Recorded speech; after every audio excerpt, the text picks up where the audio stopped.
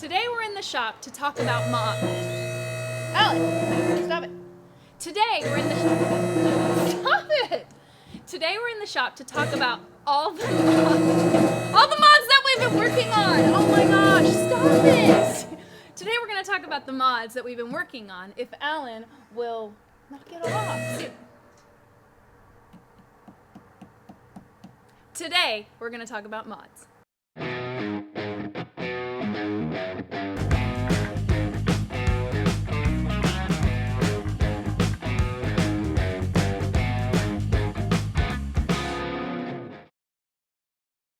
For the lift on our truck, we went with a 1-inch leveling kit from Rough Country.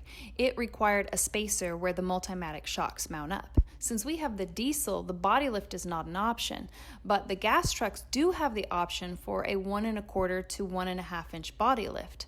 So those of you with a gas engine could combine the body lift and the leveling kit together. Now this package would clear 33-inch tires with minimal rubbing.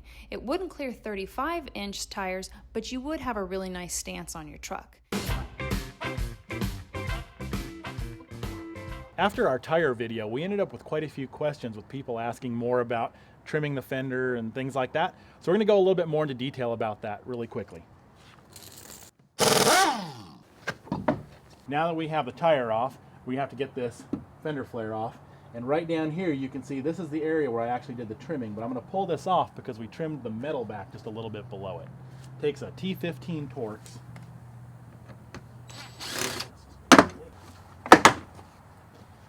It has these plastic push pins that hold your fender flare into place. The less you trim, the better, because I actually trimmed enough where this part was attached to it once upon a time. And I took out sort of the middle chunk portion there. But if you trim a little less, maybe they can stay together. Right back here, you pull the fender liner back a little bit.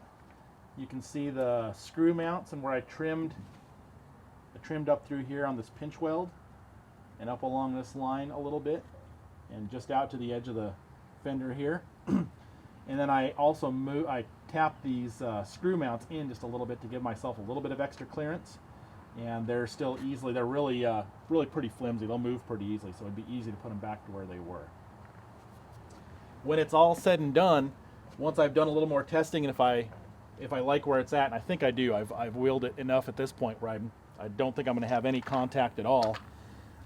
There is on this, being that I have this open spot here, now that is got that gap.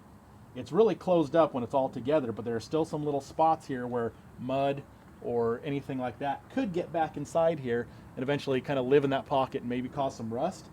So I'm going to eventually probably take some epoxy and seal this all up and have a nice closed seam.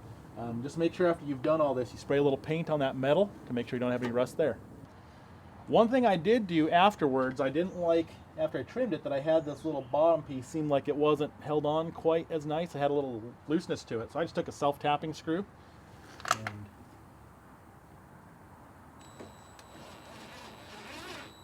just put it in just like that to make sure that thing stays nice and stays put. And then it all just pops back together.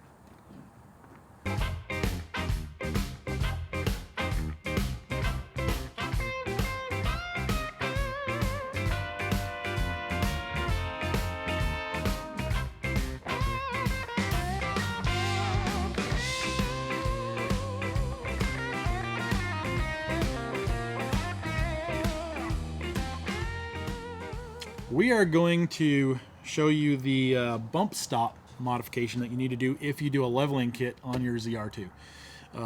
Raises the truck up a little bit, and these bump stops protect those expensive Multimatic shocks. From when you bottom out, this bump stop is designed on that suspension to where when it contacts, this is the part that stops, and it keeps it from crushing anything vital.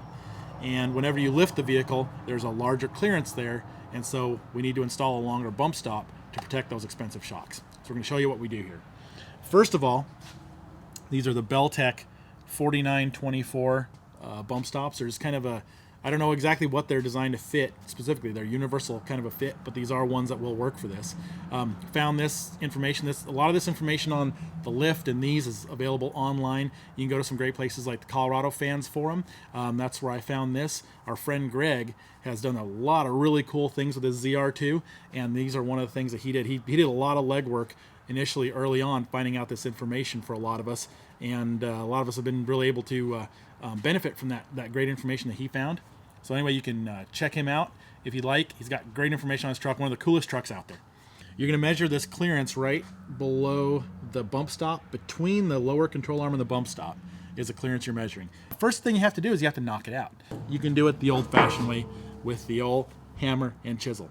Now, since I am a professional mechanic, own a shop, I'm going to use as few of those hand tools as I can. I'm going to try to use power tools and cool stuff like this. So we're going to use this air impact hammer to knock the part out. It should zip right out. Just like that. Pretty anticlimactic.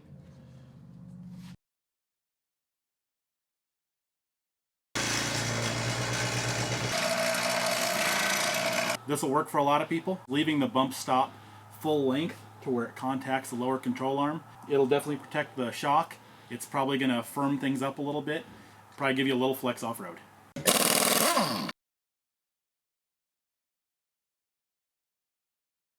Or I like wheel travel for rock crawling, so I want to go back to the original length that bump stop was. So I'm going to try to restore that original clearance that was in here. Our initial measurement that we took with the original bump stop was between 5/8 and 3/4 of an inch of clearance between the control arm and the lower bump stop. Since we put this one in and lowered the truck down and it touched, I think I can pretty safely take off about that same 5/8 to 3/4 of an inch off this bump stop to give me that clearance. Set it in place and it locks it in really nice and tight. So I put it in, so you bend and snap. Right there. That guy ain't coming out.